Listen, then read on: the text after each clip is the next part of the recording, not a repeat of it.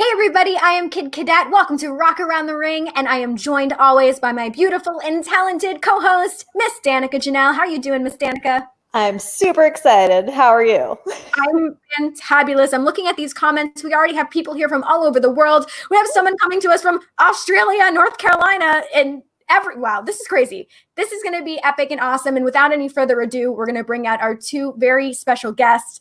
Ladies and gentlemen, up first, you may know him as Mankind. Maybe you know him as Cactus Jack, or maybe Dude Love. He is the legendary Mick Foley. Thank you, but I want more ado. I want further ado. Give me further ado. With much more ado. There you go. All right. That's much better. Next time, lots of ado. Plenty of ado. We ready for our next guest? Let's do it. All right. You probably know her from just how insanely talented she is, and I'm very excited. This is our first female we've had on the show, and it is the incomparable Nita Strauss. Oh, hi guys. Hi. What's up, Nita? You too. Nita, for both of you. Nita, it sounds like you're in a wildlife preserve over there. I am. I'm in the bayou right now. I'm in Louisiana, where my boyfriend Josh's family is from. So I'm literally looking out to like the computer, and then there's like lush greenery and birds singing and cicadas chirping. So it's very different from LA, where I usually am. You look like, I was going to say, you look like at any moment a bird's just going to land on your hand and start singing to you. No, it's going to sound like that. I was telling you guys off there, I'm going to keep my mic muted because there is absolutely a very large bird, like right to my right, that's been very chatty. So I might keep myself muted while Mick is having his adieu. All right. And if I remember correctly, Mick, the last time we had you on here, you were recently hanging out with birds as well. Like, didn't you see two bald eagles right before you came on the street? I did. It may have been just minutes earlier. Yeah. One of the, silver lining to this crazy time we're in is I've been able to appreciate the things around me more. So I don't know if I just happened to see two bald eagles or whether it had something to do with me consciously looking around and observing nature, because I had begun feeding birds, and then I just looked up and I was like, looked like one bald eagle. And then when they flew, they were just, wow. And I turned into like a little kid. I even used the word, I was like, they're majestic. Look at them. Hi, bald eagles. So yeah. I just saw two incredible bald eagles. Awesome. When adults become kids, right, Mick? That's what it's all about, right? I captured one of those moments with you, or Josh did. You did. That was amazing. Can I share that story? Please. It's one of my favorite stories. So Nita and I met February, was it 2016? Was it that long ago? I think it might have been 16 or 17. I think it's been 16. I think it's been 4 years. Because I would not have been, if I met you in 2017, I would no longer have been GM by the time we got to... Okay, yeah. So I met you in 2016, and we kept in touch, me, Nita, Josh, and they were my guests at the Staples Center when I was GM. So I texted Josh, don't tell Nita, but I'm going to drop her name in my promo.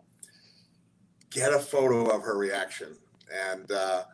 And so I did. I said, I think I was messing. It was Seth Rollins and the original club.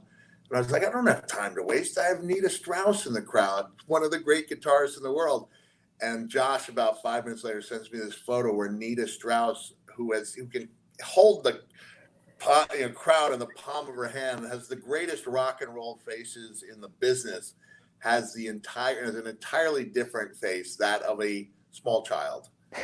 And no, I was like a kid on Christmas that just got like their dream toy. Like that was the picture. Like that was my Mick Foley Santa moment of like,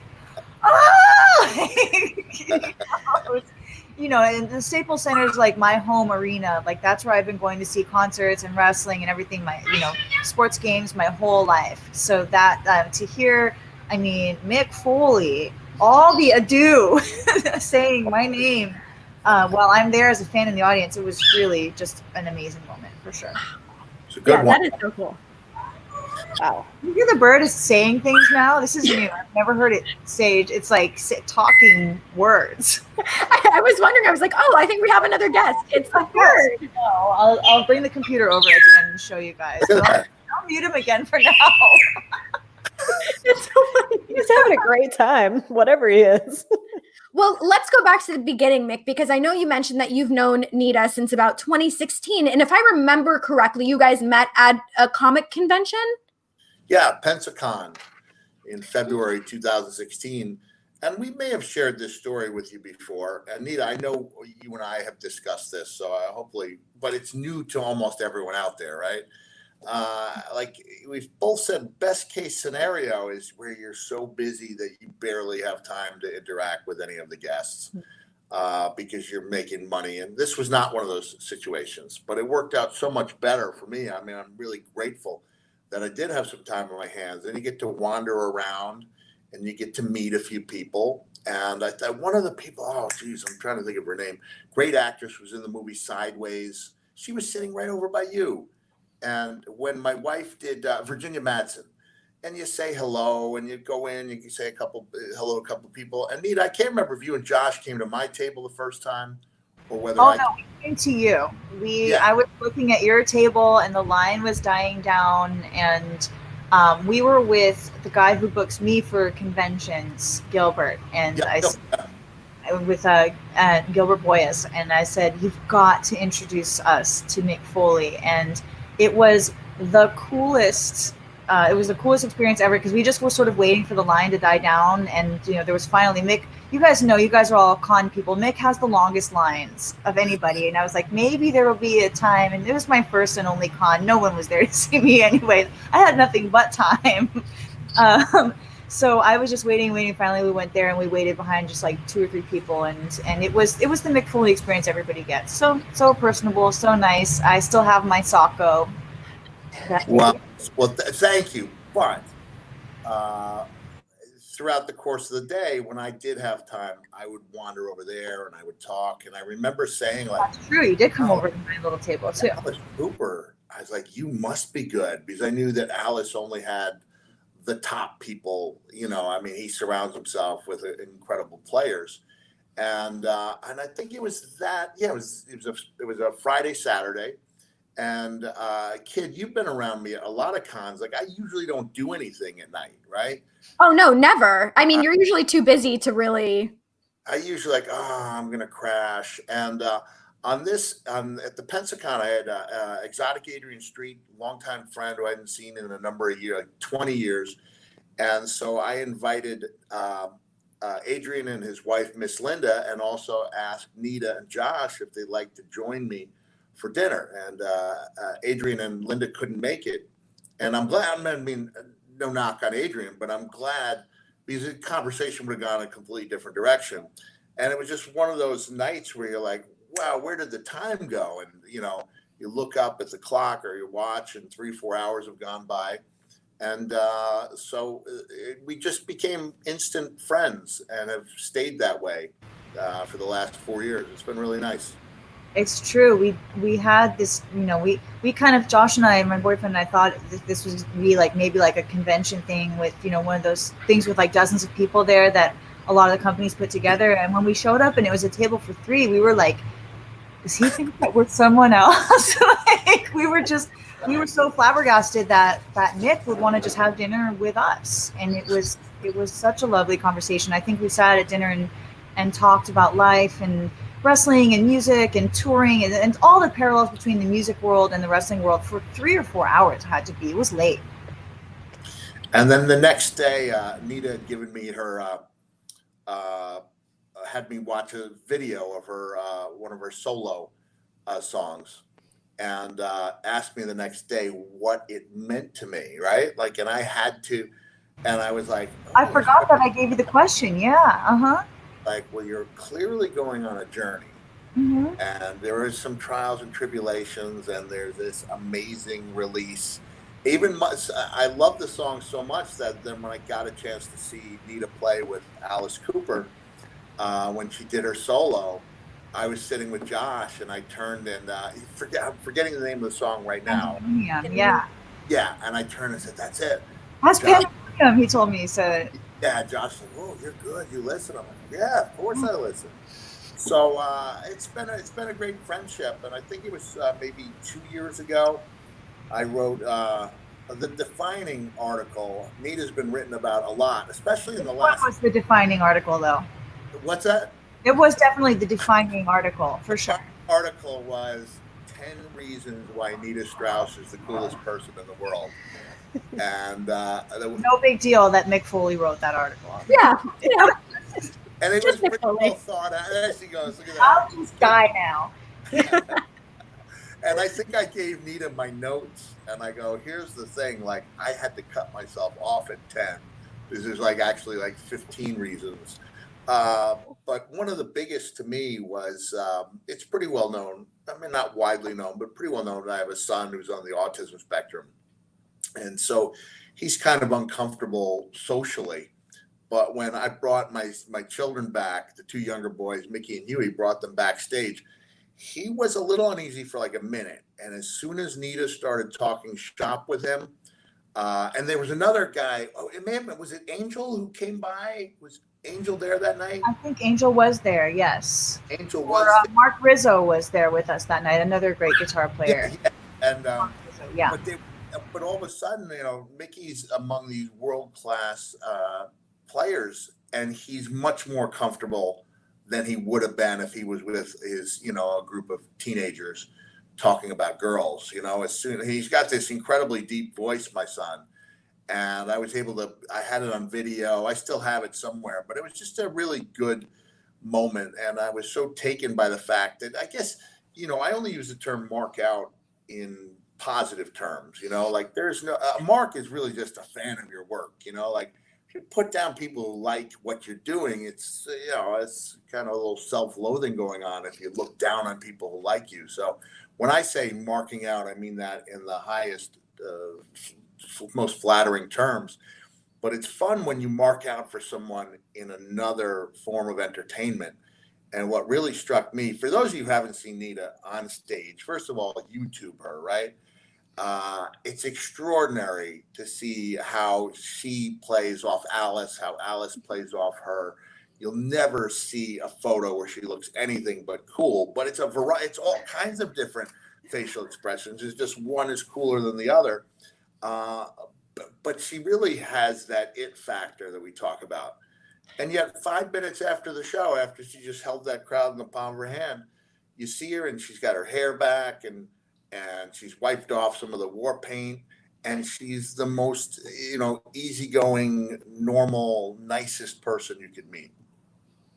I think getting to see Nita perform live, it's even when she doesn't have an actual spotlight on her, she generates just this light. Watching you perform live, Nita, is a life-changing experience. And I've seen you perform live multiple times now, and I think people know I'm an Alice Cooper fan, but when I go tattoo show, right? Well, I'm an Alice Cooper fan, but seeing Nita perform, you steal the show. And I mean that in the best possible way. When you go out there and you do your solos, it's almost like a religious experience getting to hang out with you guys all the time.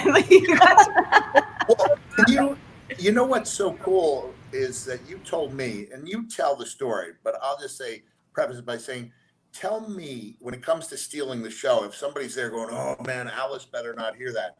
Tell me the first thing you said, what Alice told you, because you're a show you are, what the feminine version of showman is. You are a show stealer, a show person. Showman. I think showman is genderless. And was Alice worried at all or intimidated by your showmanship? So Alice's words to me about that very topic, I was in the first tour rehearsals with him, and I come from a kind of background of, when I'm playing with a bigger artist, I try to really lay back and let them be the spotlight and just step up when I'm needed and then step back when I'm not needed. And and he said, and Alice came up to me and really took me by the shoulders and he said, "When you're up doing that solo, you are Alice Cooper." And I want you to go up there and grab people's attention. If they're not paying attention to you, you grab them by the throat and you make them pay attention to you. And that's kind of what I took with me, because I had that in me, but I was new to his band and I didn't want to overstep, and I didn't want to, like, you know, you never want to go out and like upshine your boss. Not that I ever could, because my boss happens to be Alice Cooper. But like, I'm even marking out for him. I'm wearing this shirt right now. Just pretty awesome shirt. But not that I could ever upstage him, but the whole point of our band is to elevate the show and bring it to a higher level. So our drummer, Glenn, is an amazing showman.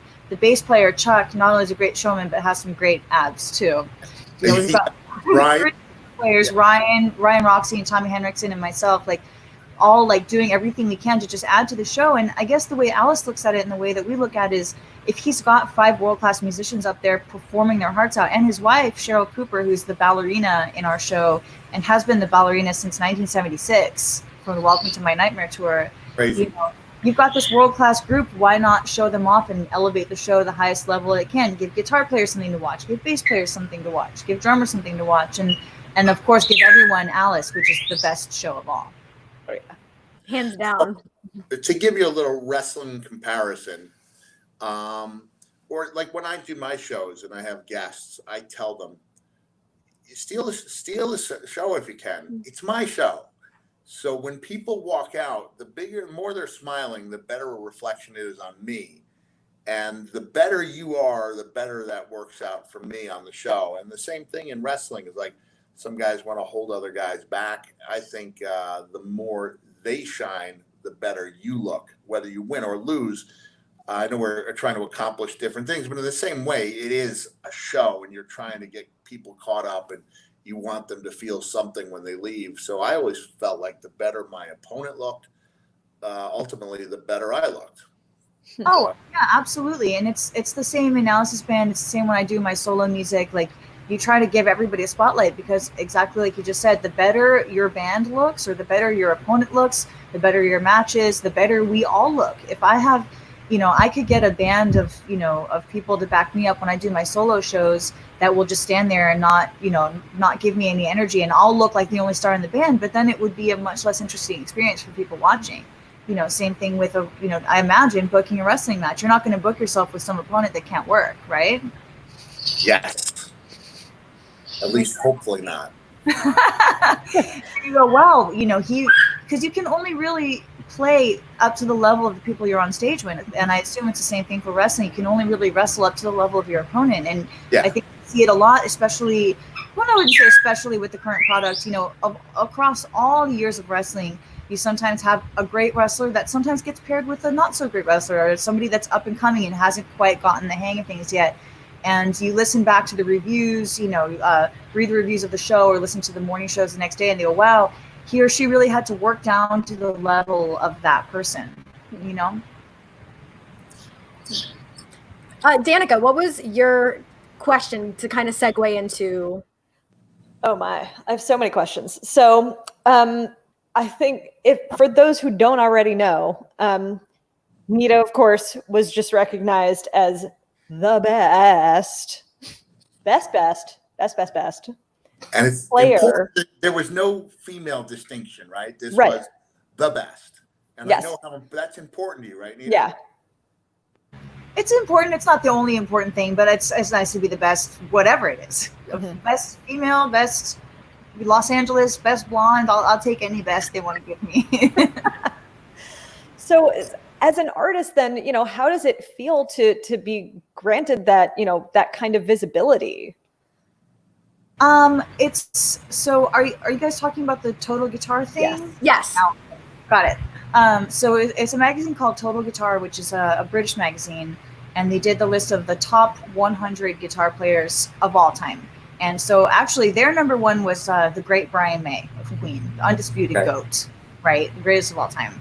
And then they sort of divided it up into these different sections. And the section that I took the number one slot home was the best guitar players right now, which I thought was a really cool distinction to get, because obviously, like, I would never want to put myself up on the level with Brian May. I mean, who is anybody that's coming up in the scene right now to say that they're that they deserve to be up there over a Brian May or a Jimmy Page or Slash, these incredible, timeless, legendary guitar players. So for me to get to be in the spot with the new kids and say, like, this is the crop that's coming up now, and to get recognized anywhere in that top 10 was really cool. And to be number 1 was really cool too. And well deserved. Yeah. But thank you. And it means a lot. There's not as much guitar in music as there was maybe, in the 70s and 80s and even in the 90s. So to get to be a part of carrying that torch of playing lead guitar is a really exciting thing for me, for sure. And I would say, again, as a woman, it is just so cool to have you be the face for so many people that aspire to be where you are. Thank you. It's just so awesome. And Mick, you briefly mentioned, and I know Danica also kind of had like a second part to her question about how were you going to word it, Danica, about the distinction between. So the fact that every once in a while there is that distinction of separating things by gender. And yeah, like you mentioned, they sometimes separate it by, genre or things like that. But, why do you think people feel the need to separate it by gender if that happens? And you're asking me? Both of you. Both of you. I think it's just a habit. I think, there in some cases it's necessary. Women's figure skating, men's figure skating, they're two different things.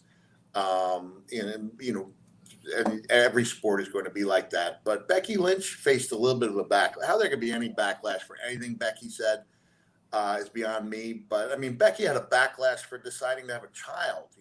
I guess people will complain about anything, and that's part of the reason. She took a little holiday from social media, and I don't blame her. If people are going to, find fault with you for the most important decision you can make in your life, you're not going to make everyone happy anyway. But anyway, this goes back to where Becky said she hoped at a certain point you wouldn't have to make the distinction women's wrestling, that it would just be considered wrestling.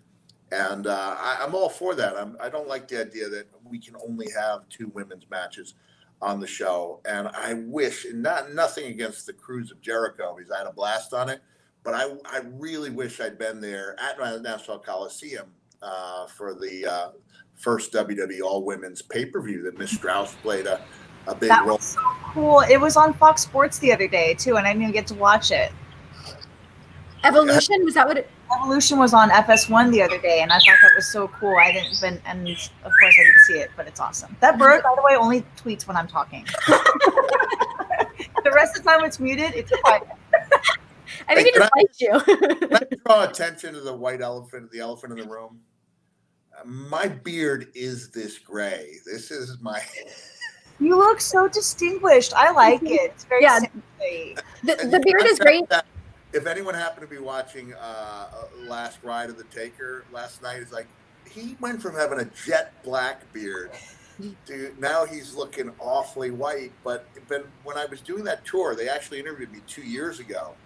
And when I did the 20 Years of Hell tour, I thought it was important to look as much as possible like I did 20 years earlier. And so I believe that was like one day into the dye job, and it was really dark. But yeah, this is pretty white. If you say it's distinguished, are you going to tell me the Mr. Bottom Feet is distinguished too? I like it. I think it looks good. Everyone's doing the quarantine beard. Josh has a really big quarantine beard going on. Yes. Yeah, hair's getting a little fluffy up here. Yeah. Oh, Josh's hair is like down to here now. He's got like long hair and a beard. I think both of you guys look very, very dapper indeed. You know what? Here's the thing I've learned about wrestling fans, and I'm not saying that you guys draw only a wrestling audience. I think it's cool that you're going outside and that Batista and I had the battle of the Step Brothers trivia. Which I lost, Nita. I lost to Dave Batista. The only thing that made it weird. The only thing that made it a little more comforting is that Dave actually sent me a vintage Wild Wild West lunchbox, like the one I brought to my first day of kindergarten with me. So that was a gift that was above and beyond. But one thing I've learned about wrestling fans is like, you can go out and talk about other subjects as long as there's a tether, the wrestling being the tether that brings you back, and then you can wander off. So I think it's important that we remind people about your connection with WWE. Yeah. Not only in the women's match, but would you like to? And I don't mean to ask the questions. Yeah. But you've got so many great stories to tell. So tell us about your first appearance on WWE. Yeah. So, I guess we can trace the lineage first all the way back to WrestleMania 3, when Alice Cooper, my boss, came down with Jake the Snake.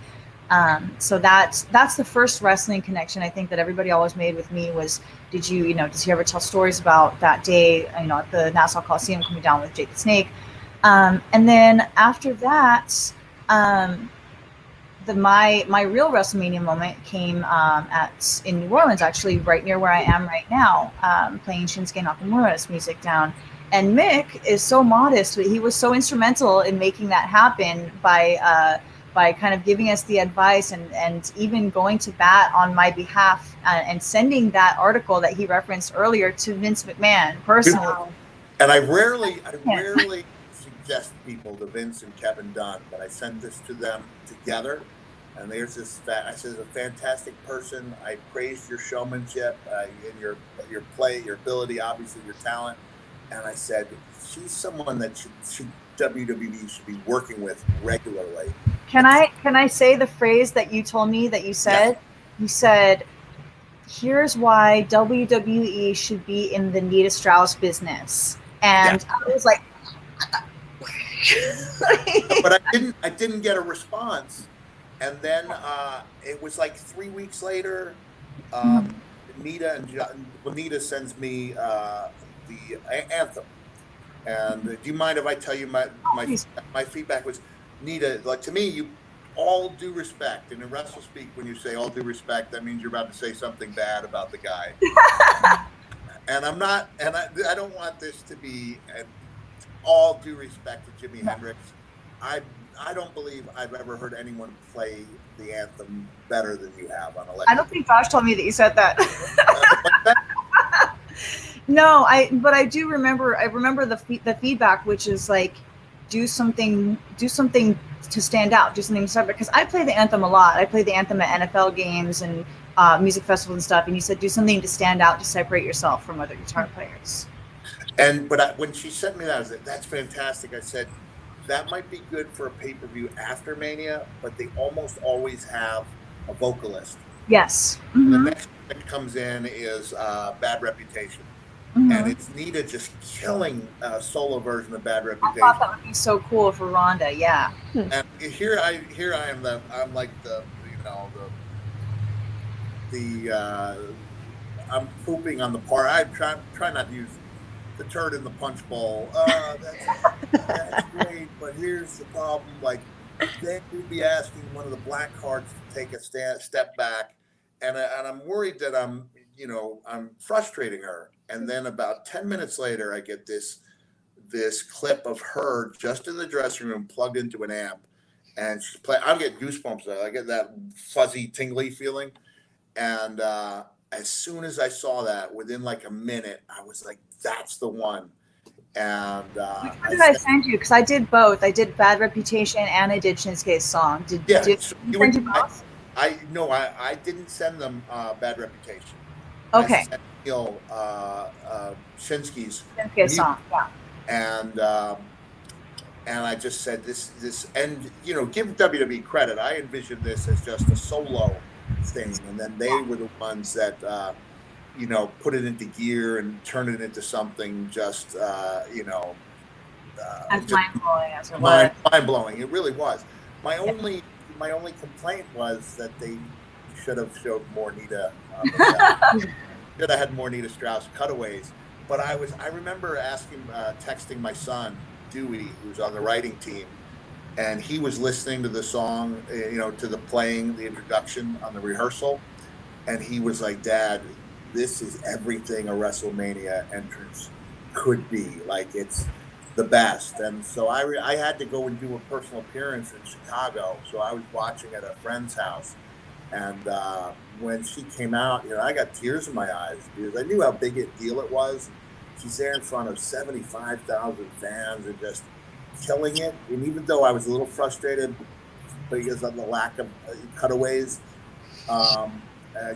for the people who were there live, you know, to hear the extended solo and the emotion, I thought it was the best entrance I've ever seen. You've ever orchestrated? That I've ever had a hand in.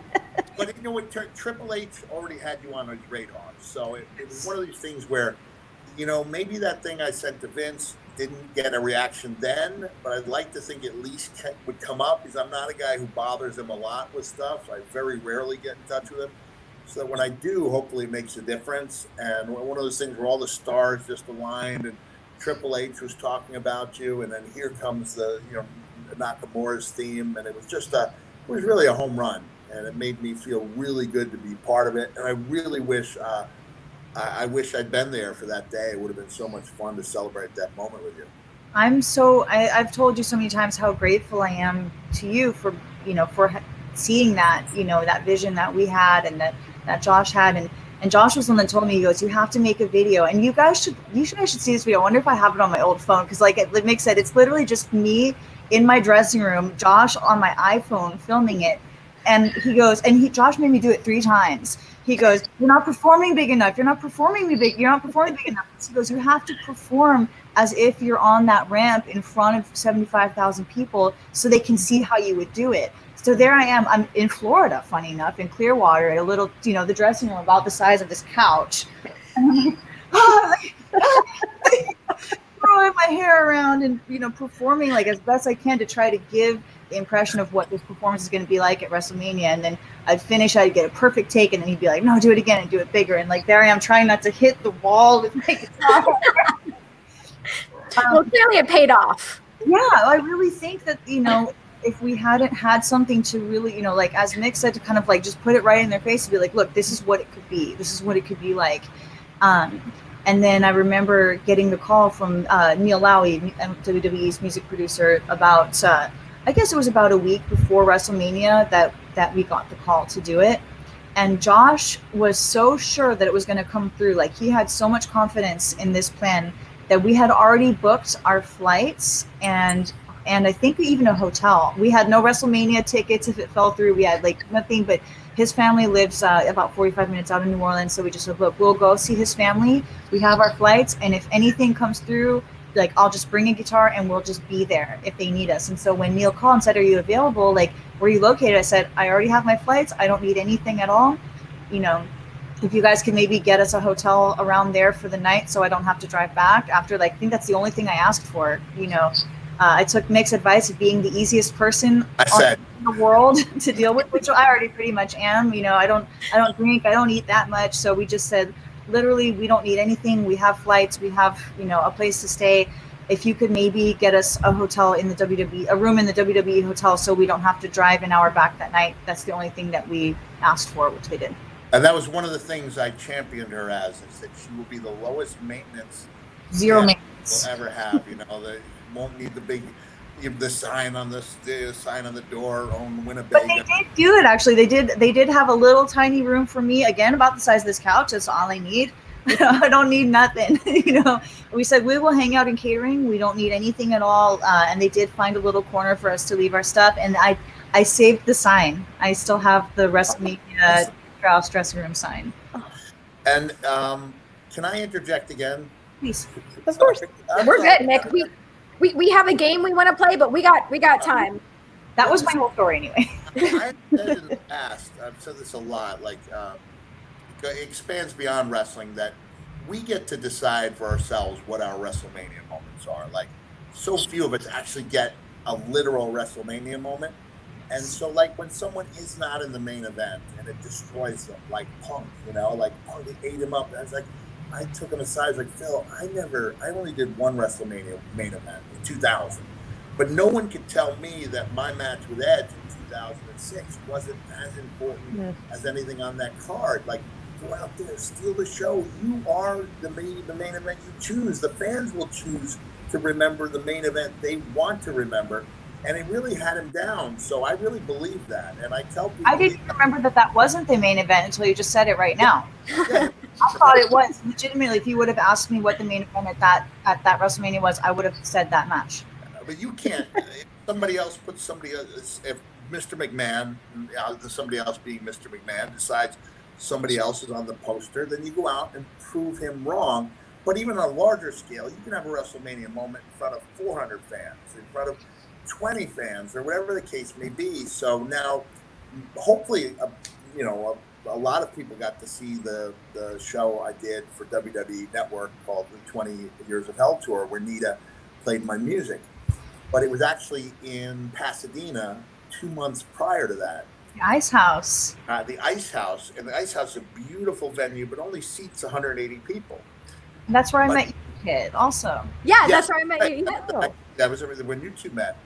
Do you remember, Nita, do you remember what I told you like 2 or 3 nights after when we did you and I did the fundraiser for the yes, animal flight? W. Yeah. Do you remember what I told you about, and what's the name of the organization you work with? PCW. No, PCW, but the animal rescue. Wings of Rescue, yes. Wings of Rescue. Oh, yeah. So I had asked Nita, because she refused to accept any money for playing, and still refuses. Always. Could I make a donation to Wings of Rescue? And I did. And then I said, hey, I've got this day off. They had the PCW show. Let's go down. We'll raise some more money. We raised a ton of money. And then I pulled you aside. Do you remember the conversation I had with you? Was it about your first big entrance? Yes. The conversation? Yes, I do remember. And I told her, like, Nita, I'd never had an entrance. And when I saw you playing, I said, and there's a part of the fallout from having head injuries is you sometimes forget the magnitude of stuff you've done. And that unfortunately, sometimes you feel like you have not accomplished much when all the evidence would say that you have. And I said, you play my music, like it really reminded me that I was somebody. Like it made me feel really special to hear you playing my music. And yeah, it really was. It sounds crazy because, first of all, it sounds crazy. I never had an entrance, right? Like that's the craziest thing of all. And by the way, I cried when you said it then, and I'm crying again now. So. It's fine. I'm right there with you. I made the joke. I was saying like, Vince sent me down to the ring dressed from head to toe in brown, with all that brown. All the flash and dazzle of a UPS delivery truck to the dreariest entrance music of all time before Jim Johnston wrote. Was it Ode to Freud? Ode to Freud. Yes. Rex song. I never had pyro or anything. I never had an entrance. And every year I would go to Mania, and every year I would see these extravagant entrances, and I never had one. And so it didn't matter that it was in front of 180 people. It mattered that it was my friend, who's an amazing guitarist, doing it for me out of friendship, refusing to accept money. And it made that show one of the biggest things I've ever done in my life, not just like in my one-man shows, but in my entire career. That was one of the biggest nights of my life because you made it that way. Well, on behalf of everybody here listening and watching this chat, I'm so honored that like from the fans, for like if I can just do this from all of us to you, that we can give you that moment, because you've given all of us so many moments. And thank you. So don't consider it from me. That was my gift from everybody watching this and everybody in the millions and billions social media and around the world. Like that was from all of us, not just from me, because you deserve it. Thank you. It was really special. And then when Josh, came out to Pittsburgh to be part of my special, that was amazing. Josh took this incredible photo. It was in an old church, right? Yes, it was an old church with a bar in it now, right? Yep. And then the sunlight streaming through, and it's this incredible photo of Nita. And so I had it, blown up to a 12 by 12, sent it her way, and she autographed it for me. And it's takes up a very proud place in the Foley scrapbook. So. By the way, that's another very surreal, bucket list, lifetime achievement moment that Mick Foley sent me a picture of myself to sign and send back to him Can I just say how much I had really admire both of your friendship, because you two are two of the most like kind and charitable people that I've ever had the opportunity to meet. And it's really cool just seeing your admiration for each other and how highly you speak of each other. And I think everyone, like you said before, Nita, everyone in the chat can just tell how freaking awesome the two of you are. You two are just incredible humans. You're pretty cool, right? Yeah. Well, I'm the coolest person in the world. That's true. I do. Nick, can I ask you, because I know we're running short on time, and I was excited when I heard that we were going to be discussing our defining WrestleMania moments, and since I only have the one, I figured mine would go fast. And I don't mean to take you guys' job, but please tell us about what you think of as your defining WrestleMania moments. My defining WrestleMania moment? It would be, now keep in mind, when I retired the first time in 2000, you didn't really need to have a defining WrestleMania moment on your resume to like be a fully realized legend.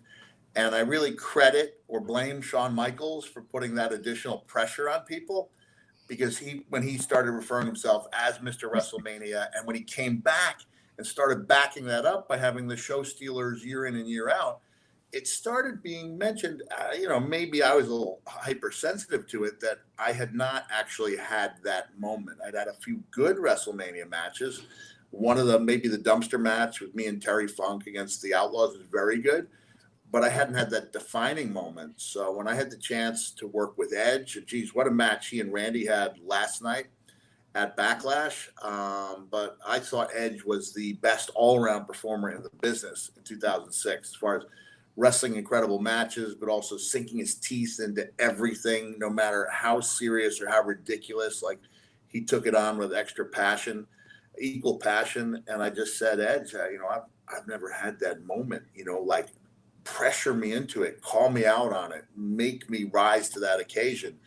And so the crazy thing is, and Kid, you'll probably know this because you did the Q&A for my tour, the previous tour, in 2014, I think. She did a bunch of the Q&As for me. And I would end with the story about the WrestleMania moment with Edge. And I would say it was crazy because it wasn't until I went through Edge speared me through that table that was on fire. And I tape up my wrists about up to here, and I've got hairy forms that anyone can see. After that match, everything from here up was, remained.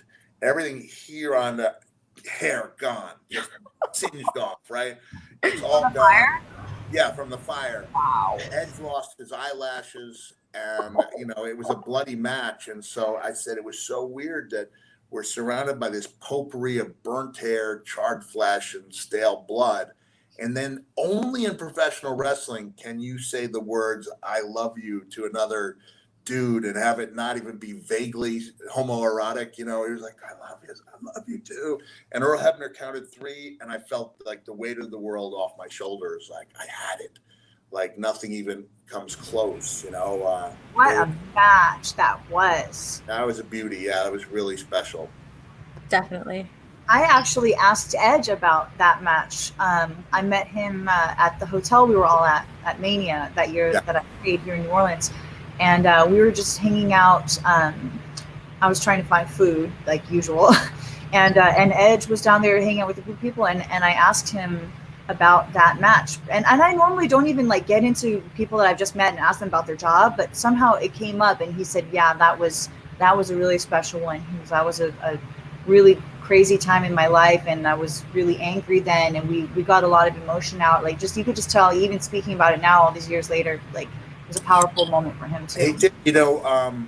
I think Daniel Bryan is the exception that proves the rule, that every man, and I can't speak for the women because I don't know, I haven't been there since Becky and Sasha and Charlotte and Bayley have risen to the top of the ranks, but it used to be that every guy who ever made it to the top had been considered difficult to work with or a jerk.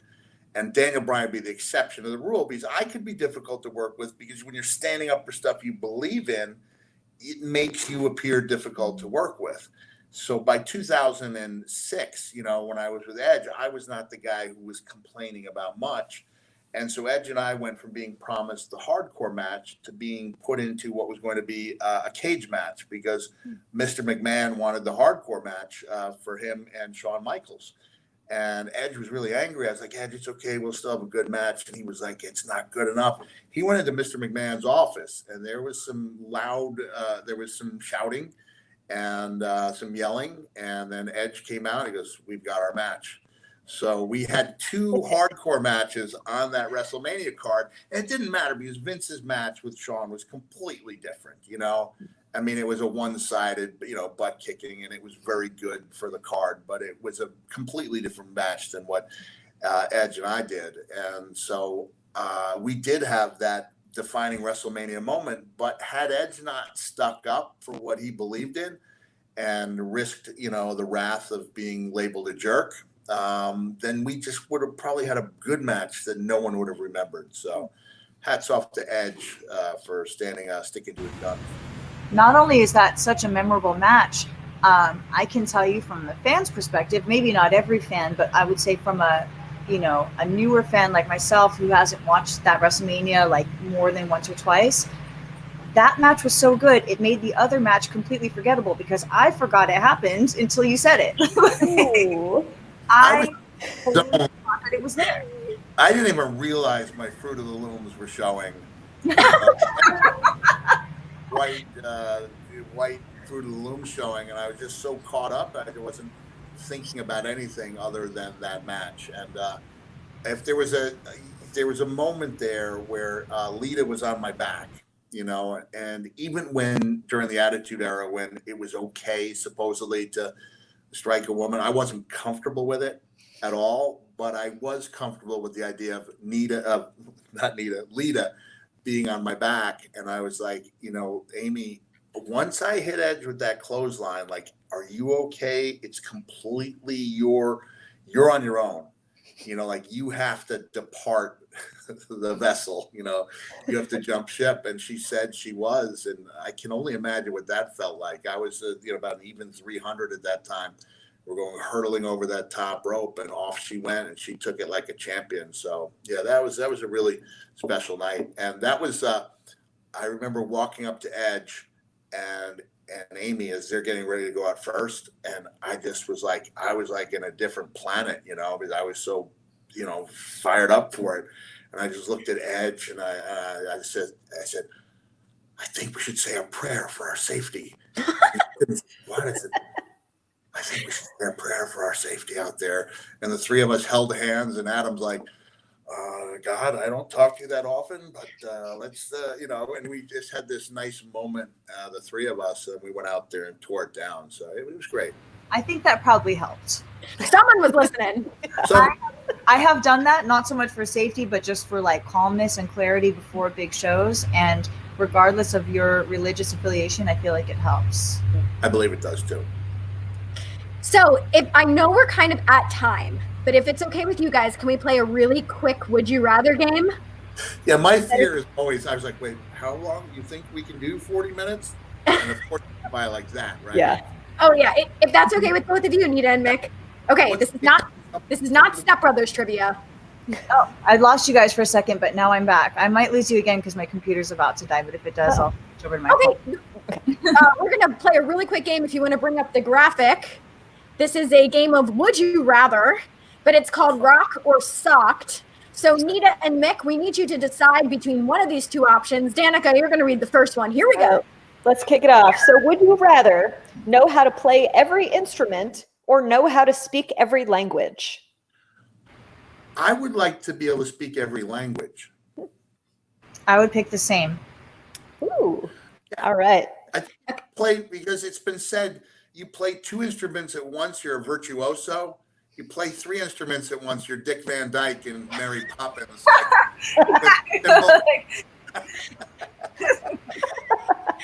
Nothing wrong with that. Exactly. Right.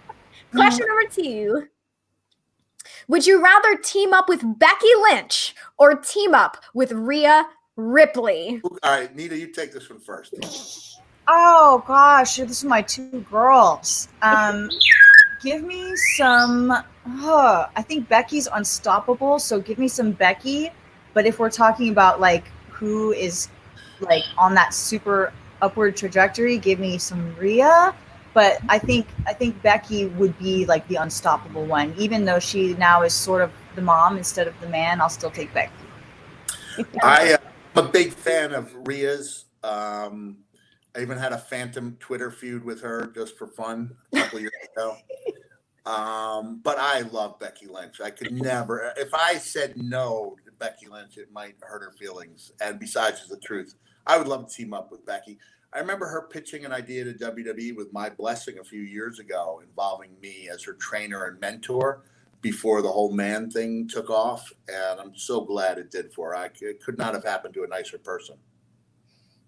Awesome. Okay. We may have lost Nita because she froze, but we'll see. Frozen. She looks good even frozen. Yeah. Oh, we lost her. Hopefully we can get her back. Oh, wait. Here she comes. There we go. We got you. I'm back. Sorry, I had to go on my phone. Can Oh, you you're me? Yeah. Hold on. Let me just set it up so I don't have to like hold it. Okay. Cool. All right. So let's do our next question, which is, would you rather put your head in Alice's guillotine or wear the Frank and Alice outfit?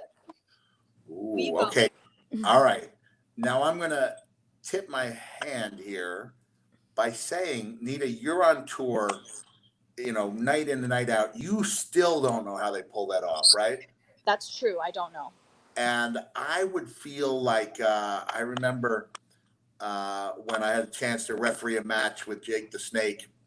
And when it was over, I took a line from a Dirty Harry movie where Dirty Harry would say, "I know what you're thinking. Did I use 5 or all 6, or all 6? Do you feel lucky?" And the guy says, "I've got to know.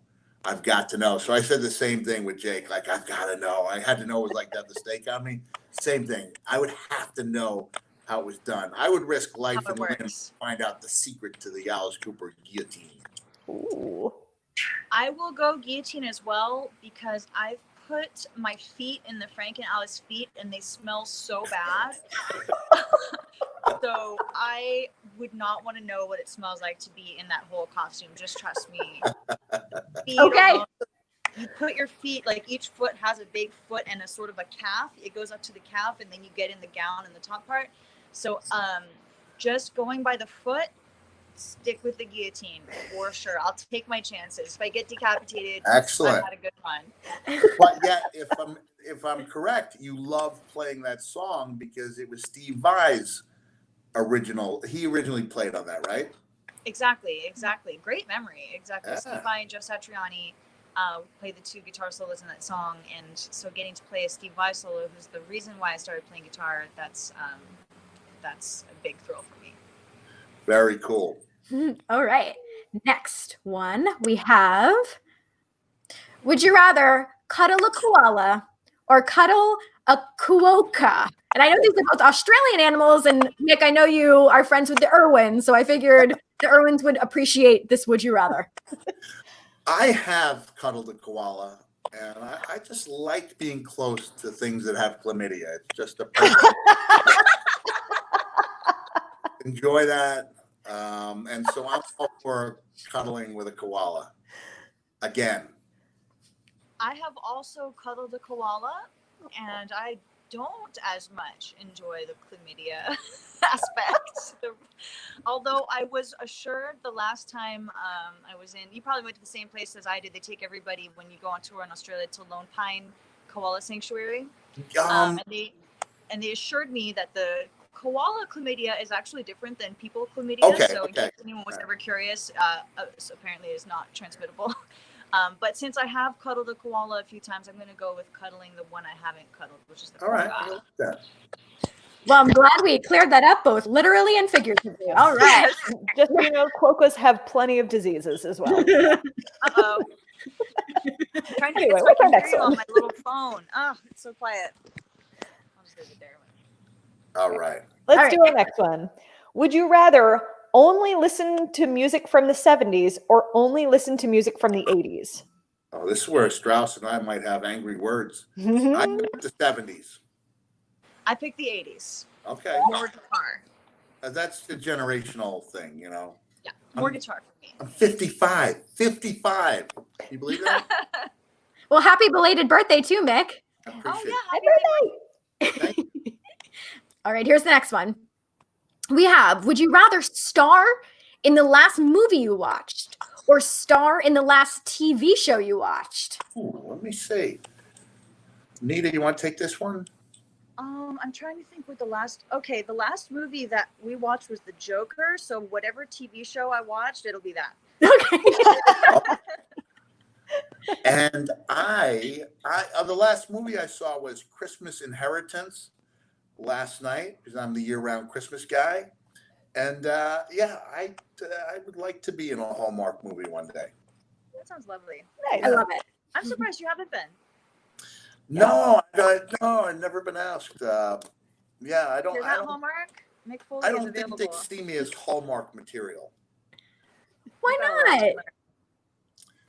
I think they have the look of I could be like the father of the love interest, but I think I could be a character actor. Maybe I've got a couple connections there in that world. I love this one movie I saw, Engaging Father Christmas, and I was like, I know that guy. He was so good. He was so good in his name is Niall Matter. And I was like, but where do I know him? I know him from something else where he wasn't a baby face. He was kind of like a smarmy, irritating heel. And then it came to me. I was like, he was in Chokehold with me, and a Canadian movie. And he was so good. He had me laughing. Every time we did a scene, he took the smarminess to a new level. And so he's a great Hallmark leading man. And maybe I could be Niall Matter's dad in a Hallmark. There you go. There you go. Yeah. Come on, Hallmark. Let's All right. start a petition. I don't know how to start a petition, but I'll sign it if somebody starts it. Apparently we're moving on. So, all right, our next question then. Would you rather only be able to listen to Stairway to Heaven for 24 hours or only be able to listen to Freebird for 24 hours? And it's on repeat. Ooh. Ouch. I like both songs Stairway. a lot. I don't know I'll if I take like Stairway. Okay, so Stairway too. we got 2 stairways. All right, both. It Fantastic. has more changes. The problem I have with Freebird is there was really no need for him to leave her. Like, you take that same guy, and I know Ronnie Van Zant obviously passed away in a plane accident decades ago, but that same guy at age 60 might be regretting the choice to just leave because he has to be free as a bird. He praises her, he puts her over, and then says, but I gotta go. He's not free as a bird, and I'll never change. Now I definitely picked Stairway. That's my only fault, is that when I start saying, like, dude, why would you leave? Then Just stick I'll it go with out. Things get better. Stairway. They do get better, yeah. All right, here's the next one. We have, would you rather perform Christmas, Don't Be Late, or perform All I Want for Christmas Is My 2 Front Teeth? Nita? I'll take All I Want for Christmas because it's very dancey and jolly, and I think I could do a really good shreddy version of that. Whoa, you probably could. Yes. And I will take Christmas, don't be. I would take that, and because Alvin really hits that one where they say, look at all of the presents just waiting under the tree. We hope there's one for you. And then Alvin comes in with and I hope the rest are for me. So I'll go with Christmas, Don't Be Late. That's But good. all That's of the good parts. for your baritone. That's a good split. All right, thank you. All right, I think there's just 2 more, 1 or 2 more. Let's see. All right. Next one. Would you rather perform in just one venue for the rest of your career or travel every single day? I love that picture. It's the perfect picture. That is a good Is it picture. that venue? That looks like a pretty Yeah, nice is that venue. the venue? Wow. You can pick your venue. That venue might be the deciding factor. But honestly, I love traveling. I love traveling for what I do. So I'd pick to travel. Pre-coronavirus, I think I'd be right there with you. Yes. And now I'd be pretty good. Just, I'm just, you know what? One of the things I love about the cons, it's like I'm in the same bed 2 nights in a row, sometimes 3 nights in a row. And that's so much different than we used to do. I do love the traveling, though. That's where I listen to all my music. It's where I thought of all my promos, thought of most matches. So I'd still say I'd rather travel every single day. Is it travel every day, like no matter if you're performing or not, or just travel to perform every time you perform? Travel every single day. Yeah. The rest of your life. Whether or not you're Still performing. Oh, I don't know if I pick that then, because Yeah, you have that's some it. home time too. I've been pretty content just sitting out on my patio feeding the birds, looking for bald eagles. I have a bird here if you want to feed it. I would like to come feed that bird. All right, this is our final one, I believe. And we have, possibly, would you rather always have to wear plaid or always have to wear tie-dye? Let me see. Nita, you want to go with this one first? Does it go along? I have so many questions. Does it go along with the personality that goes with it? Like, do you always have to wear plaid and be Cactus Jack, or do you always have to wear tie-dye and be like do love and be really chill? No, you'd still be Nita, but you'd be like tie-dye Nita. Hold on, I'll Okay. take a step It away. doesn't I'll be change my right back. answer, but Right? I'm just curious. Visual aids for this one. Uh-oh. He's getting a visual aid. Is it all plaid? I have more questions. Is it all plaid, head to toe plaid, and all head to toe tie dye, or is it a plaid item or a tie dye item? I would say it's probably just the one item. Yeah. Okay, give me a plaid item then. But maybe I'll wait for Mick's visual aid to make my final decision. Oh, here he comes. Got it. All right. Oh no, Oh, Mick's this is my going to bad. surprise people who think I'd go with flannel, but this is a 2-week trip, and I have with me one tie. Oh,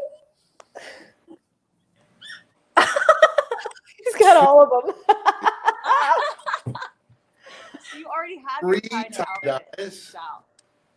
Disney World tie-dye, and then this one my daughter made for me. It's a Mick Foley WWE shirt, but she did a reverse tie-dye on it. She's quite good at this stuff, and she made me this shirt for my birthday. So I think Wow. when a guy is traveling with 5 tie-dyes and only has 7 shirts for a 2-week trip, yeah, I'm going to surprise people and say I would rather always wear tie-dye than have to wear one color, black and red plaid.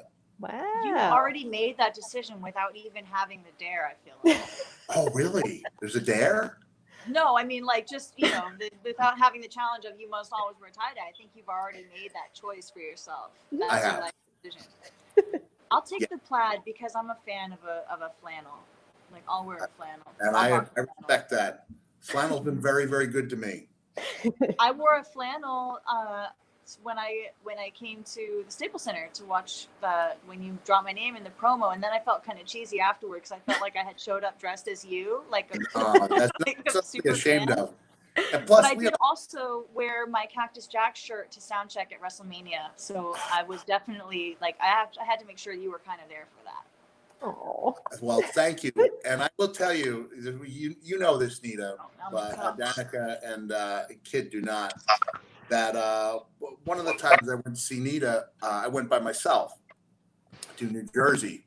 A tough trip going through Long Island, through the heart of the city. So I went like 4 hours early. I went to a movie, went to a restaurant, came in, and so I'm there by myself. And then Nita comes out for the encore wearing my T-shirt. And the only thing I can think of to do is to grab the total stranger next to me and go, I know her. I know her. He's My like, shirt. She's wearing my shirt. She's wearing my shirt. So yeah, I've seen you wear it a handful of times, and it never stops meaning something to me. That's really cool. And then when I did the show in Pasadena, I wore your shirt. Yes, and I wore your shirt. We traded shirts. Yes, we did. It was very cool. It's a fun shirt trade. Yeah. So now we're easy. So now, since we've kept you guys for over an hour, is there any final thoughts that you guys want to leave us with before we have to wrap this up? Just tell people to be good to each other out there. And if they're looking for a special occasion, the only thing I have to plug is I'm new to Cameo. And just yay! the idea of being able to make money without traveling is so new to me. So and I try to do a good job on these things. So I'm on cameo.com and look for Mick Foley. It's a lot of fun, especially with Father's Day coming up. But that's the only thing I have to plug. But more important than that, just want people to be good to each other. Realize that we're bonded more by the things that we have in common than the things that separate us.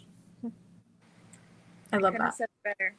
I couldn't have said it better at all. First of all, I would like everyone to know that Mick Foley is the greatest of all time, bar none. It's true.